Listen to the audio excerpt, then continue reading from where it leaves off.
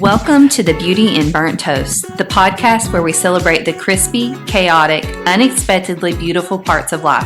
I'm Jade. And I'm Jamie. We're two women doing our best to live with purpose, laugh through the mess, and talk about the stuff that no one puts on Instagram. Here you'll find real stories, unfiltered conversations, and reminders that perfection is overrated, but showing up, that matters. And whether you're building a business, raising humans, chasing healing, or just trying to remember what day it is, you belong here. So pour the coffee, reheat the toast, and let's get into it. This is the Beauty in Burnt Toast. Welcome back to the Beauty in Burnt Toast, where we dive into the messy, beautiful, and real parts of life. Today, we're talking about a topic that can feel a little bit hard, but it is so important. Helping kids navigate loss and illness. Our guest today is Kim O'Leary, a child life specialist, a mom, and a cancer survivor. Kim is currently the BandAids and Butterflies child life specialist and grief educator, as well as founder of the nonprofit Bridges to Healing Project, supporting families through illness, grief, and difficult conversations. Thank you so much for being with us today. Thank you for having me. Absolutely. Yeah, I'm excited. Today's been a long time coming having you on here. I feel like so. It has. Before we jump into everything, is there a scripture that leads you in this work? Is there something that you fall into or you lean on when you're dealing with this? It's a hard topic. It is, and I will say that this scripture is one that was, for me personally, growing up and having a lot of medical issues and a lot of hospitalizations, and then working with children and families, there's a lot of emotion around that. Right. So for me, it's Philippians 4:6 or 7. Do not be anxious about anything, but in everything, by prayer and petition, with thanksgiving, present your requests to God, and that peace that transcends all understanding will guard your hearts and your minds in Christ Jesus. And for me, it is, those emotions are going to be there, that anxiety, but there's God that brings that peace that can't be explained in words at times. And he also brings a village and people to be hands and feet when it is normal to be anxious or sad or grieving, to help navigate and walk alongside as well. Oh, that's good. Yeah, and I think we even talked about that some on the last podcast, just about mental health and, how surrounding yourself can really get you through those hard times. I know that's very important. Absolutely. Well, like we said, this is going to be kind of a difficult topic. So we want to start out with our burnt toast moment instead of ending with that. So do you have something that you can share with us? Yes. When I heard it was one of your first podcasts, and you shared about your kids and possibly not remembering about a school event or lunch or leaving them. And I thought, they just said that out loud. And I thought, I have never said out loud, when my son was in elementary school, I was packing snacks for him and for myself. So when I took him and then went to work, I went to grab mine because I needed something to eat in between. I was working at a grief center and with a hospice. And I pulled out this chocolate chip, like granola bar. And I was like, that is not mine. Where is mine? And I realized that I had packed my extra fiber bar for my son. I bet he loved that. So anyway, I think it was the calling and speaking to the school secretary, which, we're friends, but I always wonder, like, when I passed, is she like, I don't think she thinks, oh, there's Andrew's mom. It's like, there's the one that sent her fiber bar one to Did he school. say anything to you when you picked him up? They let him, they just kind of switched it out for him. Okay. So, thank goodness.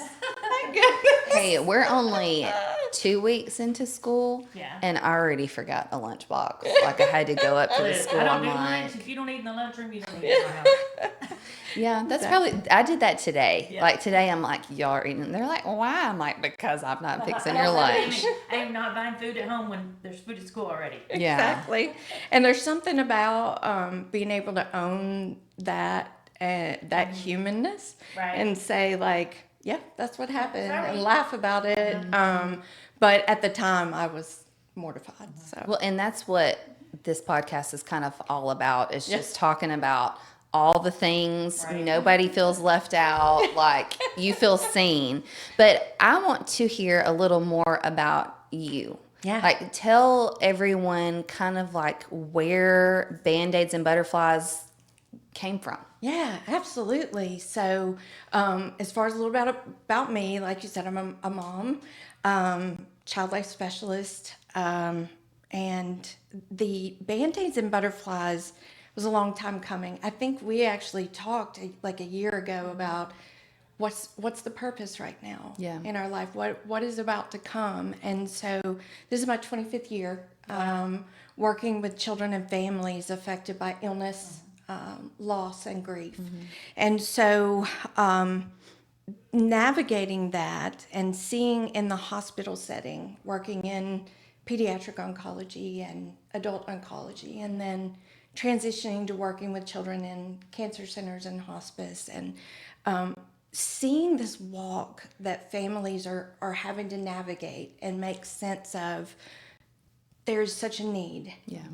And not only is there a need, but in Hartselle, Band-Aids and Butterflies came about. It was time to look at starting a private practice closer to home.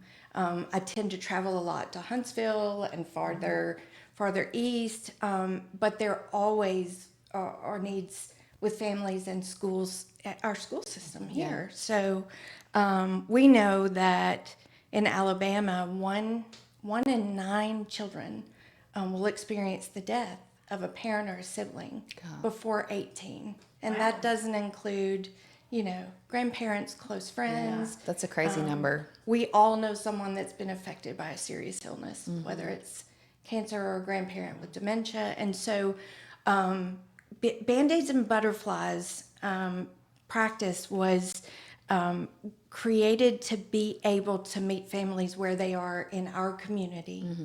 And within launching that, within 2 hours on social media, there were 6 people that reached out. Wow. And there were 2 that were grieving. There was one with a dad on hospice. There was one that had a new, diagnosis and was like, how do I tell my child that I have, that I have cancer? And so that's really how that piece got started. And then from there, it was like recognizing the need, the poverty level we don't always think about, but 12% in our community are in poverty. And so and if you look in North Alabama, it's as great. And so how do we look at meeting these needs individually, tailoring to help a child developmentally understand, make sense of, and cope with these challenging events in their life. Yeah. And so out of that, an organization was formed, the nonprofit, it's called Bridges to Healing Project. And that it has turned into something beautiful where if someone cannot financially afford, but needs the support to navigate that and to cope, then that is available for them. That's great. Yeah. And you just had a fundraiser. We did. Recently, right? Yes, Yeah, we and that did. was sold out. That was sold out. Yeah. That was amazing. That was a God thing, how quickly that came to us. And a group, Alan Watkins Band, they came and said, we want to give back in our community. Yeah, wow. And we'd like to do this for you. We know you're new. Yeah, so That's awesome. Immediately right after that, we received a referral, a family, that is on Medicaid, free lunches. They're in need financially. And this is actually a mom who speaks Spanish, and her daughter was killed. And so she's now raising her granddaughter, and she speaks Spanish. So we're able to go and get the resources for the counselors and the trauma therapists that can provide that for them. Yeah. So tell us a little bit, how do you work with the schools? What is the process for that? Yeah, so where I was working in the schools, there is such a need that that for the last, I would say, 20 years, working in the school systems in Hartsville, Madison, Huntsville, to provide that grief support, crisis support. Right now, what has been happening since BandAids and Butterflies has started, when there's been a need with the family, I've been working with the school to be able to see the children at the school, to provide the grief support sessions, the activities to support with expressing emotions and processing the grief, and just identifying what helps, often through art and through play, through expression. But the schools are amazing in saying, we're able to use that space as well. Yeah, that's good. Yeah. That's awesome. So what are some signs for recognizing this in children? Yeah. So if you think about if a child is being affected, if they are loving someone that's been diagnosed with a serious illness or with grief, say,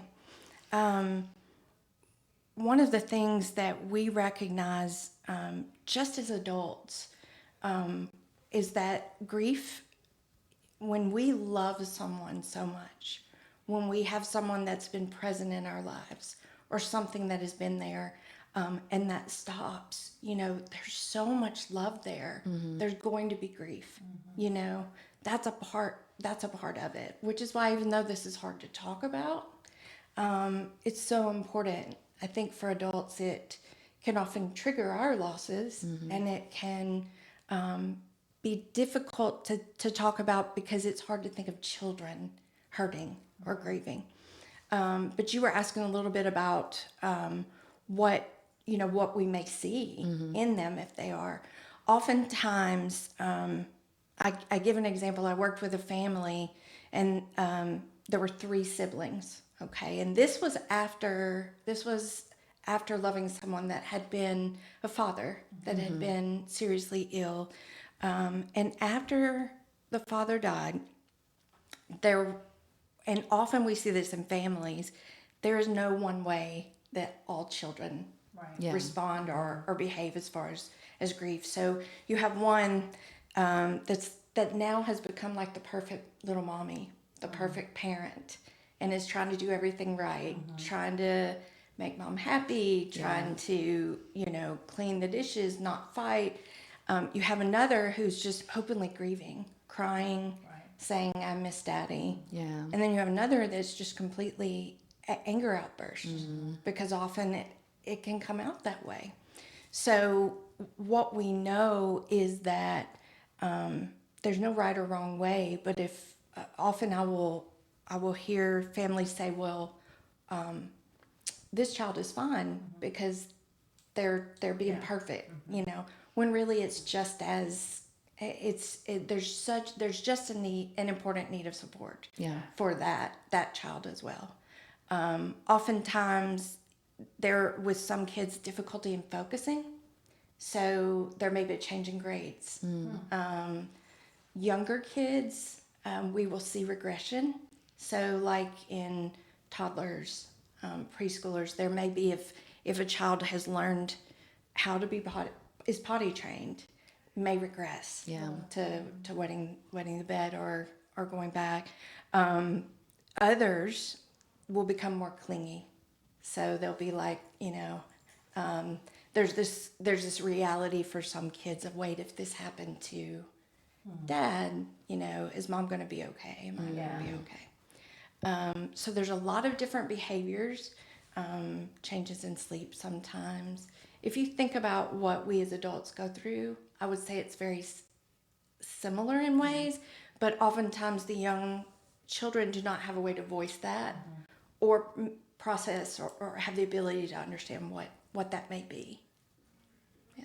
What are some misconceptions that adults or parents might have about the way children grieve?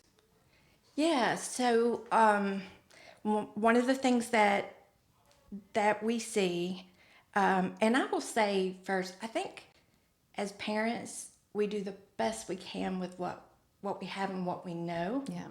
And that is most important to recognize in every situation. So even if there is a parent that may be handling things a little bit differently or may not know how to, I don't think we don't come with a book on how do you support.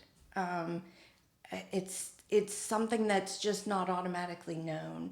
So oftentimes families may say, well, what did we do in the past? Okay, we want to protect them. Yeah. So this misconception of if we don't say what's happening, if we don't name, there's this, might be this worry that if we say the word cancer, they're going to be much more anxious. Yes. Right. The other is that oftentimes I think adults believe that children they're resilient. They'll bounce back. Well, they are resilient, but there's something powerful about being able to include them in the best way that they cope. Yeah. Understanding them and their developmental level, and being able to give them an opportunity to make sense of, to understand how it's going to affect them. So the question of, I would say that they're resilient. Sometimes they will say they're too young. They don't understand. What we do know is that often children may developmentally understand more than we might think. Other times they are overhearing adult conversations and picking up pieces of that. So even if it's not being disclosed or shared with a child, maybe what may be going on, a young child may be internally processing bits and pieces and having difficulty understanding. So something strange that I have experienced is my youngest, when he was, I don't know, 2 or 3, we lost it. Like, we had 2 dogs. One of them had died like a year before, and then one of them passed away the next year. And like I said, he was like 2 or 3 years old. And then like maybe a year later, he started asking about him. He's like, where's Finley? Like, where's Finley? Like, what happened to, like, it was so strange. Like, I was just kind of shocked that all of a sudden, and he just kept asking, and we're like, oh, well, he's in heaven, like, I don't know. It's hard to deal with that and really explain that. So what do you say in those situations? So hard. And the age that you're talking about is the most difficult age, because when you're dealing with a 2 or 3 year old, you can try to prepare, you can try to explain, but it is pretty difficult for parents, because developmentally a 2 or 3 year old doesn't have the ability to understand that finality and the permanence. So the patience of the adult to keep repeating, even if it is a year later, there's something about, probably he was going through a growth developmentally, and then trying to kind of adapt his understanding of, wait a minute, he didn't come back. Because for preschoolers and toddlers, in cartoons, dogs come back, characters come back. Yeah. So for them, it's like, no, it should be this simple. They should come back.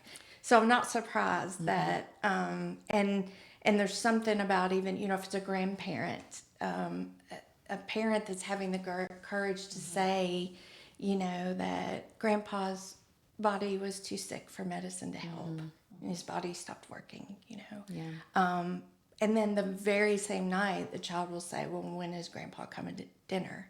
You know? Yeah. Well, that was something we had experienced too. Is I guess my oldest was 6. I think he was 6 when my father-in-law passed away. And then he was just like, well, Jesus came back. Like, can't Papa come back? Yes. And then like this year, I did not tell my husband this, but this year we were getting ready for school. Surprise. I know. Well, it's hard. Like, I don't bring stuff like this up to him because I don't want to upset him. But Yes. my son now is almost 9, and he's like, I really wish there was a way to send pictures to heaven because I want Papa to see me going back to school. And I'm just like, like when they say stuff like that, it's so sweet and innocent, but it's just like, oh, Yes. it's tough to hear things like that. It is, and it is something where, you know, at that point in time, there's something about even that pride of still wanting to create that picture, Yeah. or share that memory, and even as a parent, being able to say, "Tell me what you would draw, or what would you tell him if you could see him now?" And I bet he would be so proud of you for starting school, and just That's good. But it's something once that door opens and they have an opportunity to talk through what they're wondering or thinking or questioning, they almost get excited about, like, well, I would tell them this, and I would, you know, I'd want to do that. And I had one little girl then during that same situation that was like, well, and I would want to ask him, is there chocolate milk in heaven?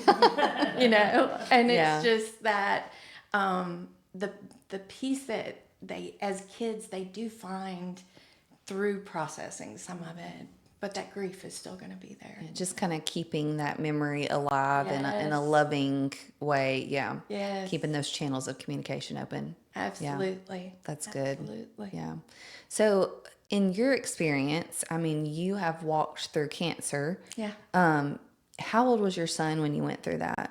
6. He was in 6. kindergarten. So, how did you have those conversations with him? Yeah. So I think as a parent going through it, but having already seen what other parents and children with the same diagnosis, I had 2 different types of cancer, I already knew the reality of what the outcome could be.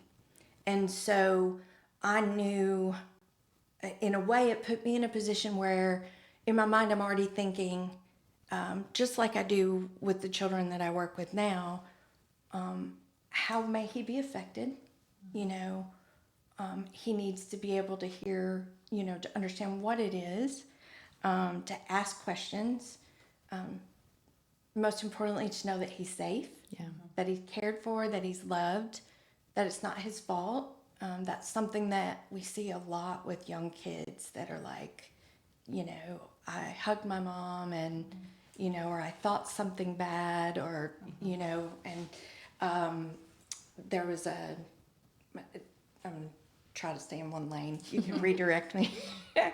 But there was a school that I was working with, and a teacher had died years ago, and it was first graders, and just opening the door for open-ended questions to find out what the kids understand is so huge. And so to be able to say, sometimes students say, I wonder if I did anything that would have made my teacher not, and they all raised their hand, every first grader. And I said, well, I wonder what makes you think that. And that one student said, well, I didn't hug her before I left on Friday. I always hug her, you know. And then the next one was, you know, well, I don't know if I wore my mask, you know, good enough, because it was during COVID. So being aware of that was important for me with my son, to know, to help him understand there's nothing that he could have done to have caused.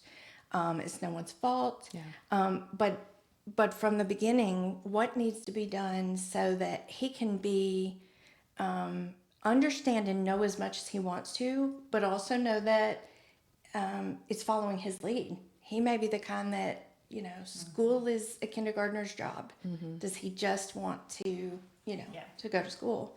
But it was a little more, there wasn't necessarily preparing, because I had been sent to the hospital and then went from Birmingham, by ambulance to Vanderbilt. So it's quick. And then we had a lot of separation already because I was very sick. So the importance for me at that point was, how is he going to remember this? Because he's got to visit me, So I'm not going to not have him visit. So it was my first day of chemo. It was my birthday. Oh. And so he was going to have permission to come up. He was not allowed on the unit. So I reached out to the child life specialist at Vanderbilt and said, hey, can you advocate a child, needs to see his mom? Well, they arranged for us to have a room at the end of the hall. They unhooked everything before I started. And I had family bring regular clothes, put those back on, and then came out.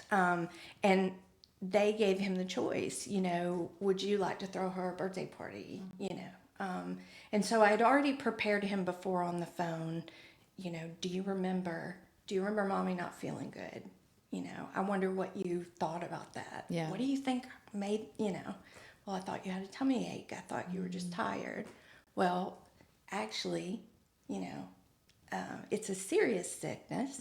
It's not like a cold. It's called cancer. And for the older ones, being able to understand about cells and cells growing differently. Yeah. With him in kindergarten, it was more that it was something it was in my body that was getting in the way of my body doing its job to stay healthy. And was able to explain that and then find out what questions he had. And so he was prepared for coming up, and then he threw me a Star Wars birthday party, so it was his first memory of being in the hospital was not coming in to my room hooked up with tubes. But if that is the case, then it would be preparing a child for how they're all helpers. So anyway, that was a very important to be able to make sure that he was prepared, that he had a village, which he did, to love on him and to help prepare for separation when I was going back and forth, and for side effects. And so it was for doing that for someone in kindergarten. There's a lot of tailoring each of those. What age do you think kids really start to understand? Yeah, I think if you think about like school age and young school age, what we know that they need concrete information to understand. Like, this is what happens when the body stops working. This is what happens, how the body works. When you get to middle school, high school, the complete understanding of finality, and not just the death, where you have older school age that understand when someone dies, that their body stops working, it can't start working again.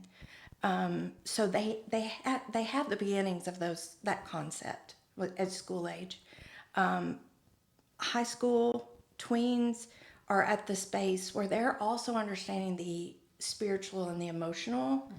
So they also would worry about if someone has a heart condition, don't stress them out, because stress could affect, just like germs could get someone sick.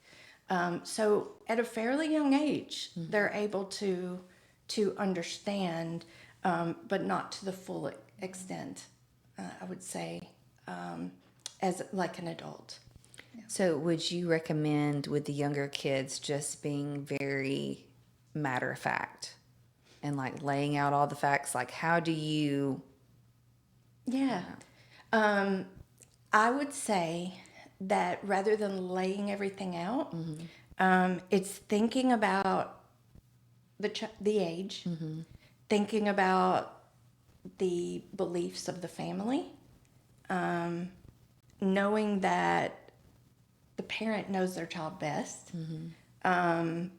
taking all those factors into consideration.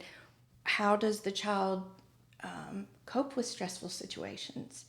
And even asking, are you the kind that would you like to know more? Would you like to not know? Some kids are very much like, I'm good, thank you. But it's using the simplest language. It's sharing the important information, but not going into great detail or more than they're asking for. And it's a process. Yeah. So if you think about school age or young kids, they're going to take a section and they're going to process a little bit. If you say, that a loved one has died, their body stopped working, they were in an accident, their body was too hurt for medicine, then the most important thing is to almost follow their lead. So in a safe space, at a safe time, like you may not do it right before they go to bed where they're going to be having trouble sleeping. It may not be during a certain event that's really important to them.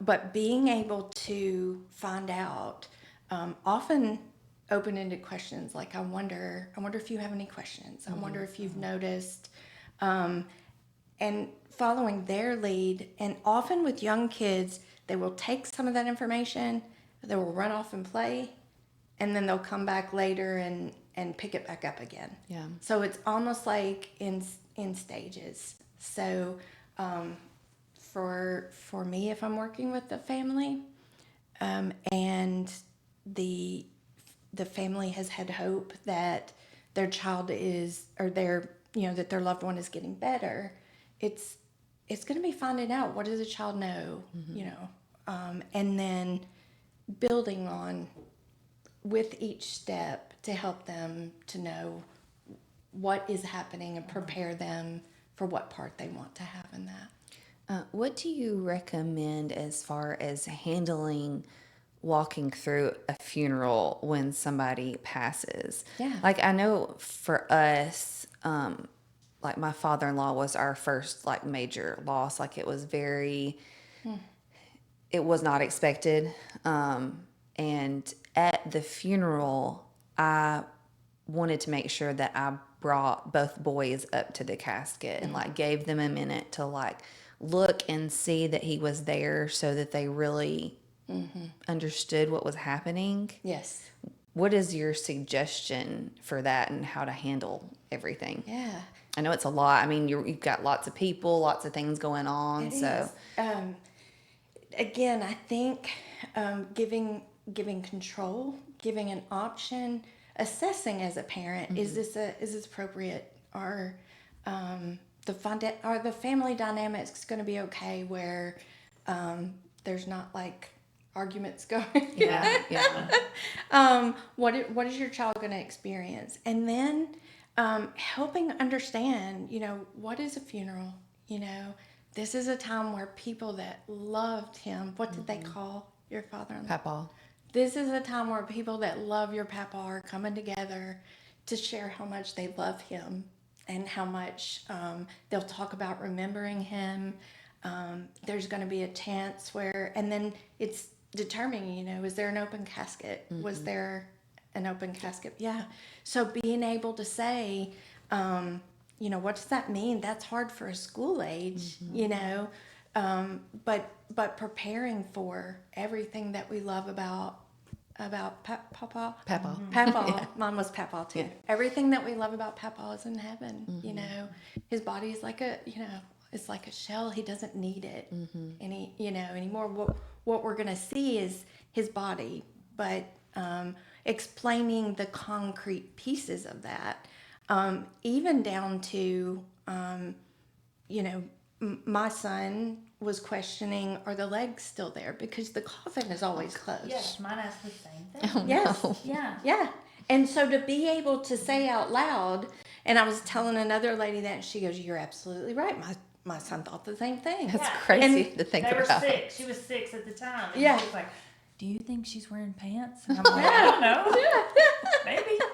So, my goodness. and it is something that's hard, I think, for some adults to talk or laugh about. But when you see the kids and their wheels are turning Yeah. and they need that for closure, not everyone does. School age, there's almost like for finality, it needs to be an option. There's never a right or wrong. You know, parents know their child best. But if they're going, then it is, how do you prepare for what it's going to be like? So it's the importance of, if you think about how many people are going to come up to this child that they don't know, Yes. and they're all going to want to hug you, and you're going to see cry. You're going to see some tears. You're going to see some laughing. You're going to hear some music. I'll try to find out, kind of what is the funeral going to be like, Yeah. and then they're going to play Papa's favorite song. Someone really special to Papa is going to speak. They're going to speak about where he is now. But then also giving a chance to empower, like, do they want to be a part of it? Do they want to pick out special pictures that can go up That's there? good, yeah. Do they want to sit there and draw? Young kids, I think it's important for adults to know that you can have a pack, of things that don't make noise, to be able to, because kids can't necessarily always sit still. And then what you were talking about, bringing them up there, oftentimes in working with groups, grief support groups with school age kids, we will hear that a lot of there will be one child that will say, I didn't get the option, I really wanted to go. You will hear one that said, well, I wanted to go, but I didn't want to walk up there. So even just giving them choices, and even for a teenager who is very independent, to say, whether it's visiting before a loved one passes or at the funeral, to say to that teenager, this is there's no right or wrong, but I don't want you to look back and say, I wish I had, or I wish I had not. Yeah. So think about what is better for you, because for some, it is hard to go. Yeah. I know for me, I have a memory when I was a teenager, both of my dad's parents passed within a couple months of each other. Like, he just was like, I can't live without her. And I think he just kind of gave up in the end, which is sad and I don't know, kind of, romantic, all at the same time. But my grandmother, when she passed, I did not want to go up to the casket. And I know my dad got kind of upset with me, but I'm just like, I don't want to see her like that. Yeah. Like, that is not the last picture that I want of her. Yes. And I mean, everybody's different. They are. Yeah. Every child in the family is different. Every parent is. And so you knew what you needed, just like often a child will know what they need as well. But will need permission, and ways to think through it, and ways to be a part of it. Make meaning out of it, I would say, too. Yeah. How do you recommend parents, I don't want to say grieve, but like, how do they go through the grieving process with their kids, like not to scare their kids, like after the fact? Like, how does all of that work after they've been through the funeral, and how do you work through that? Yeah. As an adult, we have to, it's kind of like on an airplane. You've got to put on your mask to be able to support your child, your teenager. There has to be caring for yourself as well. There also has to be grace because there are going to be days where a grieving adult is not going to want to get out of bed. They may not want to make breakfast, may not feel like taking a shower. So I think understanding that ahead of time, at how every emotion, that we may be concerned about a child going through, as an adult, we've lost someone. We've experienced the absence of a great, love and relationship, whatever that may be. And so one of the things that I say that I think is very important is, I've heard people say, I don't want my child to see me cry. And there's something powerful about the humanness of modeling what grief looks like. So it doesn't mean that as a parent it's okay to be so distraught that your child is comforting you. But there is something about being able to name the feelings, to say, I'm crying. When my dad died, my son did not want to see me cry.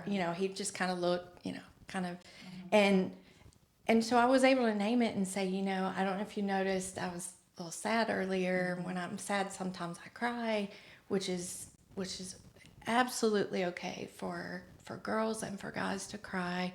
And that happens sometimes when I'm sad, but it also helps sometimes. And then it opens the door for how are they feeling? Or what helps them. So it's also not only equipping yourself with tools of like what helps, but helping your child as well. So you're just explaining everything, like as much as possible. I think it depends on the child and if they open that door. If they want to be able to share how they're feeling or understand their emotions, it may be that it's more of a metaphor, like for a young child that doesn't want to talk about it. One of the resources that I use a lot is the kissing hand. And it's basic. It's not about death. It's about a raccoon that doesn't want to be away from its mom and doesn't want to go to school. And she's telling him, let me tell you about the kissing hand. And, she kisses and he can feel the love go through. And she talks about how that love stays with us. And so no matter where we are. So even if it is just opportunities to look at, that it is normalizing that sometimes we don't want to go back to school when we're missing, sometimes we are sad, but I think not necessarily feeling the need to explain everything. More important is being present and letting them know that they feel seen, that they feel heard, and that they have a safe person and a safe place to come to. That's great information. Yeah.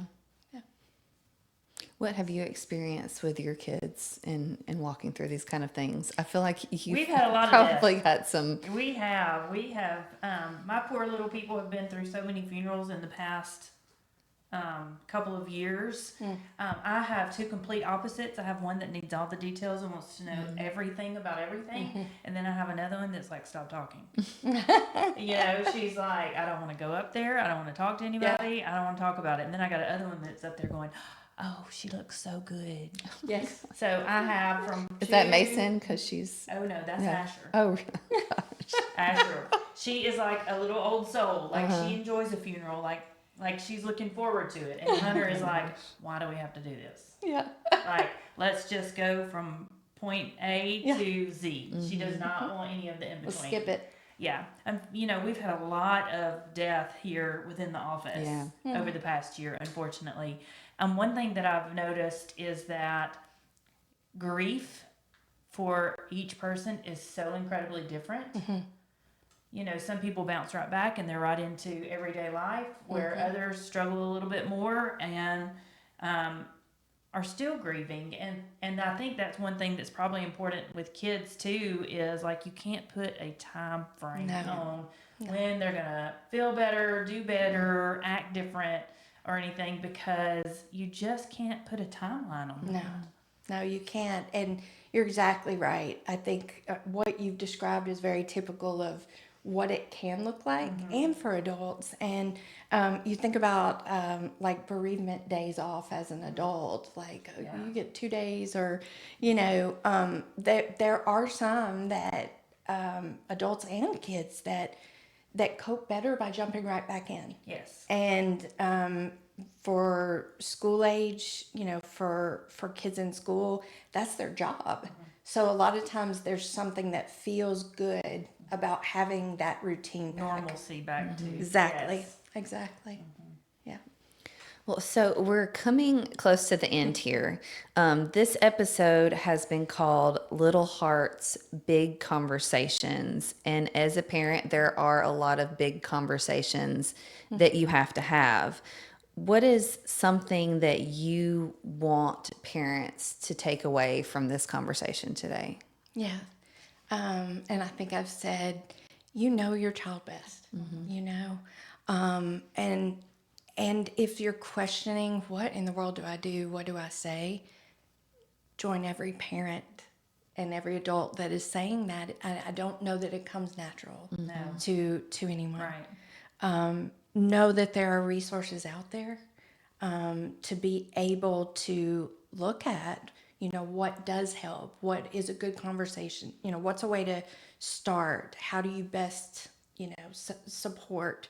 But I think what I have been told from kids that I've worked with as older adults from years ago, don't always remember what was said, but they remember how they felt, and they remembered being seen, and they remembered the person that saw them. And there's something powerful about that. Yeah. That's good.